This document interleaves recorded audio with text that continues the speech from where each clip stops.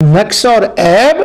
और कमजोरी क्या है? अगर तो वो तने तनहा कायनात को बनाए और चलाए तो ये वाह वाह है, ये उसकी तंजीह है कि वो किसी कमजोरी से पाक है, वो पाक है इन कमजोरियों इन नक्सों से। और जैसे मुशरिकीन ने जाम कर लिया था कि उसकी जात में, उसके पैदा करने में, कायनात को चलाने में वो तन्हा नहीं कर सकता, ये उसका नक्स और ऐब था, उन्होंने शरीक बना लिए और फखरिया तौर पे कहते थे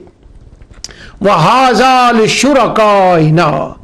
ये हैं हमारे शरीक जो उसकी मदद करते हैं कायनात को पैदा करने में और कायनात को चलाने में, दुआओं के सुनने में, और फिर इसलिए वो भी इबादत के मुस्तहिक है। अगर अल्लाह इबादत का मुस्तहिक है कि वो इन खूबियों का मालिक है, तो फिर ये भी इबादत के मुस्तहिक है, क्योंकि इनका भी उसमें